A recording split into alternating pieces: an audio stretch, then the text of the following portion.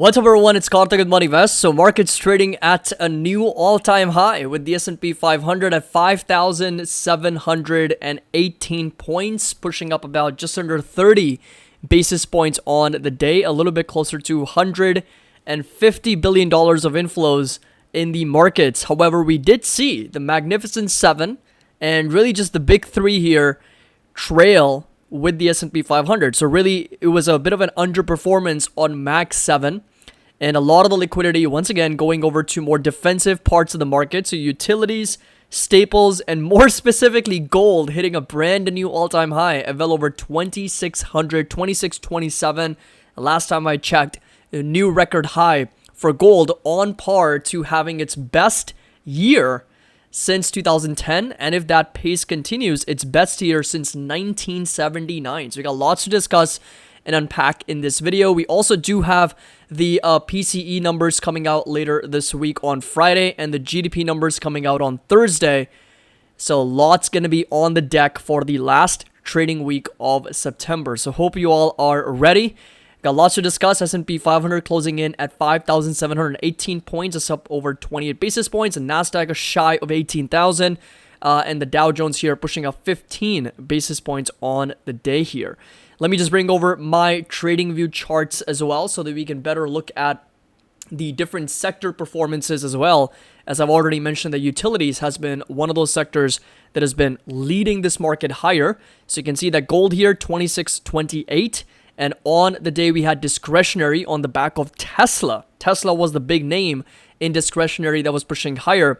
Then, of course, we had utilities up over 31 basis points, materials, energy, real estate, industrials, and even staples eked out a little bit of a gain here. And the big losing sectors were technology, down about 20 basis points collectively, healthcare, financials, and even the bond market. I mean, TLT was down over 21 basis points as the treasury market, more specifically the 10-year bond, is now starting to move a little bit back higher. So last week it was up over 2.3%. On the daily time frame, you'll notice that we have seen a little bit of a recovery back up. So it's gone from just low 3.6s to back to 3.7.5%. In other words, 15 basis points higher from its lows. And S&P 500 pretty much flirting with its all-time highs once again. This is actually the highest close for the S&P 500. This is essentially a record close for the market because on the all-time highs on Thursday, we ended up closing down at 57.13. So that 57.18 is the highest ever close on the S&P 500. Now, this right here is Tesla's closing price of $250 on the dot. So if you come over to Tesla here, and we're going to be focusing a little bit more on Tesla today because I did have a lot of trades on Tesla. So I sold out, my puts last week on Friday. I sold cash secured puts on a Tesla, which I ended up closing for a 74% profit after a phenomenal day for Tesla. Essentially, if you take a look at the market cap, it was the leader in the S&P 500. So $40 billion coming in to Tesla. It was the biggest name in the S&P 500, up almost 5%, rightly so, because we've got the delivery numbers coming out in the first week of October, and we've got the robotaxi event right around the corner here for the company on 10/10. So what I did was I essentially flipped the trade here after closing out these contracts for 74% profit. I then went ahead and bought 100 shares long at 248.46 and sold one covered call at the money 250 strike expiring this Friday for a nice hefty premium of $522, and Tesla closed in at 250. So far the trade is good. If Tesla can maintain these prices, that's fantastic. If it trades above 250, that's also fine. If it trades slightly below 250, that's also totally cool. And that is how we create a net neutral position as we are kind of heading into some very, very interesting events for the company. So if you want to get access to all the trade alerts, all you can do is sign up with that 16% annual discount that's available until the end of this month. So we've got a few more days left if you want to take advantage of that annual discount, and you'll get access to the entire options portfolio, all the trade alerts sent out every single week. And also you'll be able to keep track of where we are in our options journey and how I'm performing against the S&P 500. So all of that is going to be discussed in our members only video. And of course, you can engage with a lot of other members on Discord as well. So this right here was the market. Tesla having a phenomenal day. We did have industrials, energy, real estate, even discretionary to some extent. But a lot of that liquidity came out from Apple, Google, Oracle, Microsoft. I think Palantir was also hitting a new 52-week high at over $38. So it briefly touched over 38 bucks, trading back down to $38 to close out over 2% on the day here. So very, very nice momentum higher. And Citi is now suggesting, or essentially saying, that the Fed will deliver another 50 basis point rate cut in November. And again, I think a lot of that has to do with what the Federal Reserve is seeing in the economy. Over the next few months, we're going to find out exactly how the economy is holding up with such high interest rates and those lag effects, because it takes time for the economy to fully be in effect of these higher interest rates. And the fact that the Federal Reserve is doing a 50 basis point cut, and now there's more strategists and analysts and even institutional investors, Citi now guiding for another 50 basis point cut, just goes to show that the economy itself is not as strong as what many people hoped it to be. And so if the economy continues to deteriorate, I think there is going to be a little bit of a panic situation. Because as we discussed in our live stream earlier in the morning today, that the economy and the markets are two very different things. Just because the markets are trading at an all-time high does not mean that the economy is good or the economy is great. It could be, in fact, quite the contrary, that the economy may not be super strong or may be weak, and yet the markets continue to move higher on that optimism of those rate cuts. It's the same exact thing as, when you look at the business of the company fundamentals and the business itself versus the stock price, right? The stock price performance can be completely detached or essentially dislocated versus where the company is, or in terms of where the fundamentals are, right? And this is something that we've talked about in our live streams and our previous updates as well. How is it possible, right? If you think about it, how is it possible that the value of the company changes 252 times in a year, right? Because that's how many trading days there are, versus the numbers being reported, right? The actual company fundamentals are reported only 4 times a year. So if you really look at the quarterly numbers, and they're only reported 4 times a year, right? Because there's 4 quarters in a year, and that's how companies report their earnings. And we can take those financial statements and try to evaluate, how much that business is worth, and yet the valuation changes every single day with price volatility. That's because it's a lot dependent on perspective, momentum, sentiment. There's a lot of other factors, intangible factors, that are playing a big role when it comes to the market. And so the markets right now can be very optimistic, very bullish on this 50 basis point rate cuts, but the economy is really what's going to dictate the long-term trajectory of where we're going.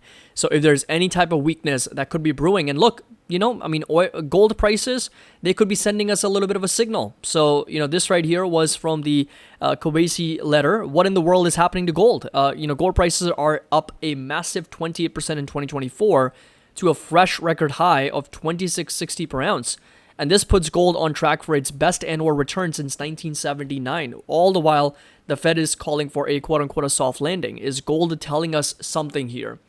If gold closes at its current price on December 31st, it would post its best year since 2010. However, if the current pace of rally continues, gold could see its biggest year since 1979. That's when the gold prices were up 126% in a single year. And gold is trading like we are in a crisis. So there are some things to definitely keep in mind, that there are a lot of signals that are suggesting for things that may not be as strong as what the markets are telling us, right? So markets, and specifically gold here, getting up to all-time high, bond prices starting to fall over, yields are pushing back higher. That again is a little bit of a signal that inflation expectations might be higher. So one of the sectors that I really want to point to is IWM. IWM was down today, right? So if there's more expectations for rate cuts, shouldn't that benefit small caps? Shouldn't that benefit like this part of the market, like Russell 2000? Shouldn't that actually be higher when all the 3 indices were up, like NASDAQ, S&P, and the Dow? So why was there liquidity coming out of small caps, going into large caps? Because once again, we are in this environment of safety. Markets want to be in safety. They are in a little bit more defensive positioning, and you can see the sector rotation as well. Technology down, healthcare down, financials also rolling over. And really the sectors that were green were utilities, real estate, energy, industrial, staples. Discretionary was a little bit of an outlier today because of Tesla. If you take Tesla's gains out, I'm sure discretionary was also in the red because it also does include Amazon. Maybe Amazon was higher because it did get a upgrade from Mark Mahaney today, which we're going to discuss. So Amazon up 1.1%, and Google here might have also been higher, down about 1% here. So we did have, again, that again falls a little bit under communication services anyway, and Meta here was also up about 0.5%. So definitely keep a close eye on some of these indicators that we are seeing, and the MoneyVest index, as we have already discussed, is once again closer to 4, and that's another really important indicator for why I'm going to be a little bit more cautious and alert into this market as volatility continues to trade down at under 16 at the moment as well. Now, this is also really interesting as the percentage of S&P 500 stocks that are outperforming the S&P itself also on pace for the best performance since 2002, and we are now close to 350 stocks in the S&P 500 that are outperforming the benchmark.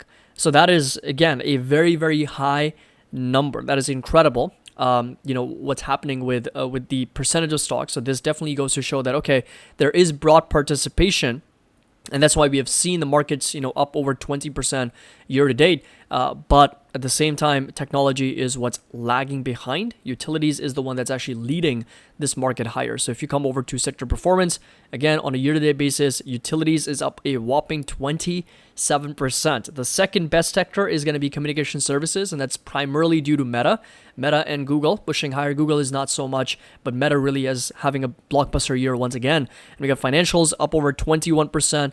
Then we've got S&P 500 at 20%. So, a lot of those stocks here, again, individually speaking, again, come from technology, come from utilities, come from, staples and communication services. But on an aggregate basis, we've got only utilities as a sector and comm services and financials that is outperforming the S&P 500 at this very moment. Just want to very quickly take a look at Meta returns as well. Year to date, it is up over 60%. So yes, a very, very strong year so far relative to some of the other companies out there. So this was what I was talking about earlier. So Mark Mahaney, who we've had on the channel before, interviewed him before on MoneyVest, raised his price target on Amazon to $240 from $225 as it ramps up and ad opportunities in Prime Video. It's been an under-monetized asset, and it's a great opportunity for Amazon to scale up another revenue stream. I've mentioned this plenty of times before that I think Amazon's advertising revenue business, is still very under-tapped. And as they continue to grow that business, I think there's going to be huge profitability potential for the company. And it's actually now becoming a profitability beast, as it wasn't the case for a very long time. So nice little upgrade there. Amazon reacting positively, up over 1% on the day as well. Coming over to the markets now. So S&P 500 on the 30-minute time frame. We are just a record close here, so there's not really much for us to go over. Support level is going to stay put at 56, 67, 5700 here, right about there, down to as low as 5640 for S&P, down to as much as 5572. So far, last trading week, we are off to a decent start, and on the month of September, markets are green now. So S&P 500 is up a little bit over 1% in the month of September, which again is quite unusual given how the last 4 years have been, especially when you are down over 2% in the first trading week of September, how September has essentially played out. So this is definitely quite unusual, being up over 1.2%, and the NASDAQ also up over 1.47% in the month of September. And I think this is also a record close for the NASDAQ index as well on the monthly time frame. So we haven't really closed this high on the monthly time frame ever. So almost at 18,000, which again is an incredible milestone for the NASDAQ as well. Coming over to QQQs, again, lots of consolidation sideways. Resistance is going to stay put at $487 with a massive support here inside this green rectangle, down to as low as 468, 470, down to 464 for QQQs as well. Now, before we move into some individual stocks, I really want to address a very, very important message because I got this comment in our live stream where one user said that, Karthik, you keep predicting the markets are going to crash or they're going to go down. I'm going to be the first one to tell you in all of my videos, I don't know where the markets are going. I, like everybody else, and I can tell you right now that nobody in the world can tell you where the markets are going to go. Higher, lower, sideways, we have no idea. Okay? So nobody can predict the markets with any consistency over longer time periods. You can be right once, you can be right twice, 3 times if you're lucky, 4 or 5 times in a row, but but you're just not going to be right every single time for a very long time, right? So the consistency the consistency of accuracy in your predictions is not going to be there. And so it's a fool's game, right? To be trying to predict the markets. So what we try to do here at MoneyVest is very simple. We try to understand the risk and the reward in the market. If the risk reward is favorable, that's a clear signal for me to buy, right? There's a clear signal for me to dollar cost average and deploy capital into the market. Simple. If the risk reward is unfavorable, that does not mean sell. Okay? So I want to be very clear in our expectations and what I'm trying to convey on the channel here, because as we know, as we look at the data, historical data, and we understand statistics, that 72% of the times the markets are trending upwards. They are moving higher, right? In fact, if you look at any 15-year rolling period, it's been studied, and we've got the data to back it up, that 100% probability that you make money in the markets given any 15-year rolling period. So in other words, if you buy into the S&P 500 and you hold it for 15 years, there's a 100% probability that you're going to make money. Any 15 years, doesn't matter. You go back 200 years, you pick any 15-year period, you buy at any given time, you put a blindfold in your eyes, you shoot the dart, you pick a year, buy, 15 years later, you're going to be higher, right? You're going to be profitable. So we understand those data points, we understand those statistics that markets tend to move higher over longer time frames. So that simply tells us that when the markets are at an all-time high, they can keep going higher, right? But when the markets are selling off very aggressively and they are oversold and they are down, right? There's a state of panic or fear that creates buying opportunities. That creates a more actionable sort of, decision-making process where I can actually go out there and start buying into the market. But that's not the case when the markets are an all-time high. That doesn't mean that I can actively start selling my entire portfolio and get out of the market in anticipation of a pullback or a correction or a crash, which may never happen, right? Never is a bit of an extreme, which may take a very long time to happen. Let's just say it that way. So our job here at MoneyVest is to really understand risk and reward. Our job is not here to predict the markets that, okay, now we're going to start coming down or now we're going to start moving higher. So for the longest time, I've tried to convey this message that when the MoneyVest index is really, really low and it's coming down to, let's say, 3 or 2.4 or 2, we've got a lot of these market breadth indicators oversold, and they're in the single digits, preferably. When the volatility is at a really high level, we're talking 60s or 70s. When we've got the S&P 500 itself in a significant drawdown, down over 20 to 30%, and the RSI is lower. So this is a combination of a lot of other metrics that we look at, right? So when we've got an environment which aligns really well of all these metrics, what does that tell us? That tells me that the risk reward is really good. It's very favorable. So what does that mean? That means I can go ahead and buy. But does that tell me that markets can't drop any further? No. The markets can certainly drop further. They can keep going down if they want to. So that's the whole idea, right? I'm buying knowing fully the markets can keep dropping further. But I'm buying because I understand the risk reward is about as favorable as it can be. It can get better, but it's a very, very favorable environment to be investing for the long term. And same is true on the way up, right? So when markets are at an all-time high, you've got RSI overbought, you've got market breadth very, very overextended, you've got the MoneyVest index back at 4 or 4.5, you've got volatility at really low levels. The only difference here is that does not mean sell. It does not mean to completely liquidate your portfolio, sell, and just sit on the sidelines in cash, wait for that next correction or crash, because you could be waiting for a really long time. Because going back to our original statistic, markets tend to really just trend upwards for longer periods than they are trading downwards.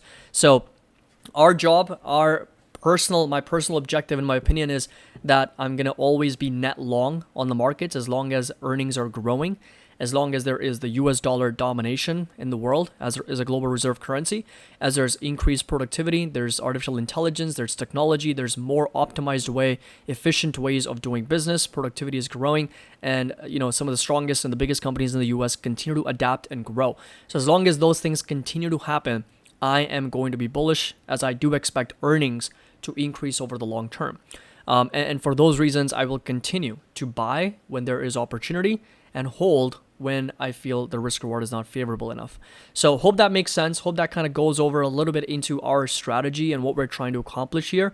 I would never make predictions. Like, you will never find me make a prediction about the markets or individual stocks. I will highlight support resistance levels. I will highlight specific areas of demand and supply, risk reward, probabilities. Like, that's really how we sort of look at the markets, as opposed to saying that, okay, I expect Tesla to be at 260 by Friday, S&P at 6,000 by the end of this year. Like, I would never put down those type of predictions here, because it's not really worth it. I mean, if I'm right, you'll kind of be like, oh my god, he was so correct on this. If I'm wrong, you'll start like, okay, forget about it. He doesn't know what he's talking about. So it really is a game that I'm not interested in playing over the long term. I would much rather give you a more objective and educated analysis, as opposed to just straight up predictions out of nowhere. Anyway, going back over to Apple here. So starting with Apple stock, we've got a very strong support here inside this green rectangle. You can see that we've been bought up multiple times in and around these levels, and we've got a very strong resistance for Apple in the 236, 237. So just to give you a bit of an idea, that doesn't tell us where Apple is headed, and that's the whole idea, right? It's not a prediction where Apple is going. It's more of an idea that if Apple were to be trading at these levels, what can we do?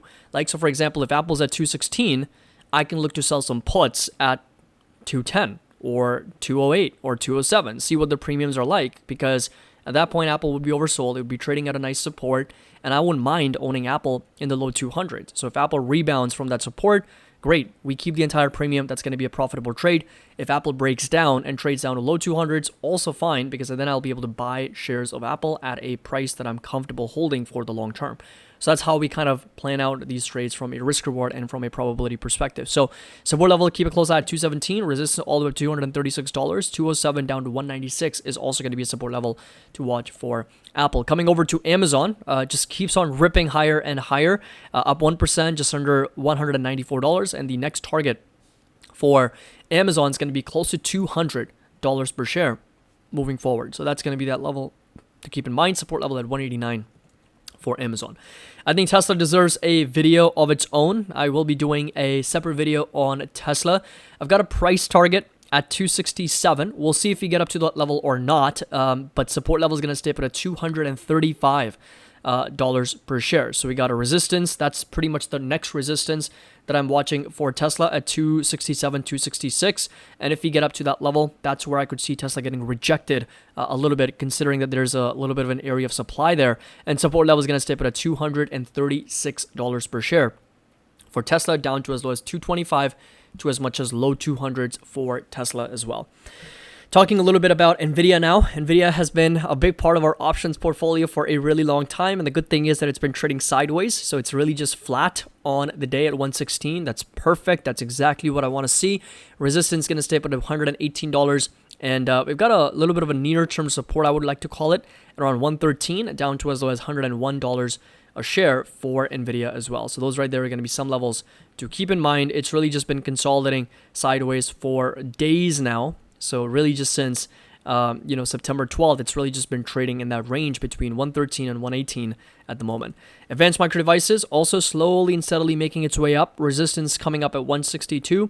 Huge support sitting at $142 for Advanced Micro Devices.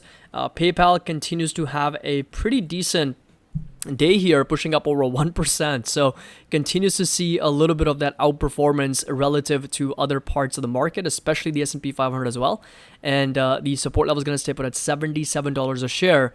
And we've got a resistance that's sitting all the way up to $88 for PayPal. That's really where we have gotten rejected in the past. That's pretty much the next resistance and target to watch for PayPal. And support level is going to stay put at 77, down to as low as $74 for PayPal.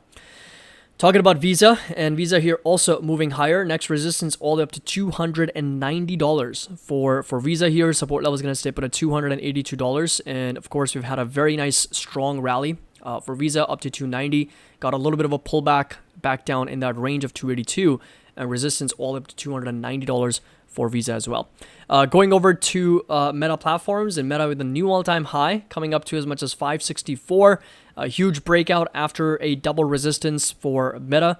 $540 is going to be that support level to watch now moving forward, and that's really just inside this very strong area of support for Meta. So since we are trading at an all-time high, again, there's not a lot of analysis for us to go over, but I would like to highlight that the RSI and the MACD and the L3 banker oscillator, everything just trading at a pretty overextended and overbought level here. So I just be a little bit more cautious considering that Meta could roll over down to 540s once again. So that's going to be that support level to watch for Meta platforms. Netflix here also consolidating sideways. Support level is going to stay put at 661, 662 for Netflix. A lot of consolidation in that range for this company. Google rolling over, as we have discussed, that's an area of supply and resistance.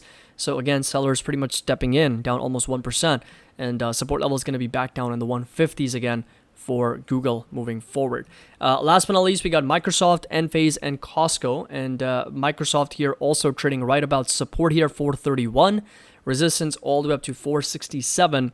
And if you do end up, let's say, breaking down below this level, next target and support and that area of demand is going to be in the low 400s again for Microsoft moving forward. Resistance is going to stay put at 467, 468 for this company.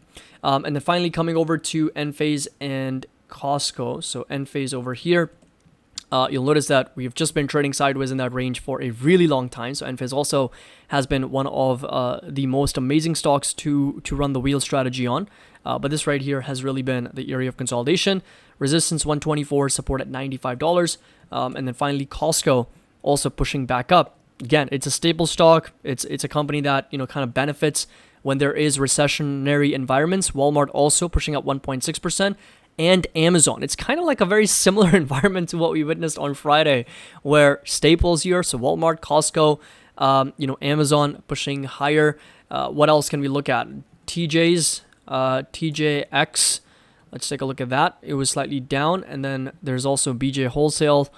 It was pushing up over 60 basis points as well. So, just CVS. Let's take a quick look on CVS. It is also up over 10 basis points right now. So very, very nice momentum coming in for a lot of these staple stocks. So hope you all enjoy this video and a complete update on the markets. Let me know your thoughts down in the comment section below. And definitely do check out the links below in the description and in the pinned comments. You can join our community with that 16% annual discount that's available until the end of this month.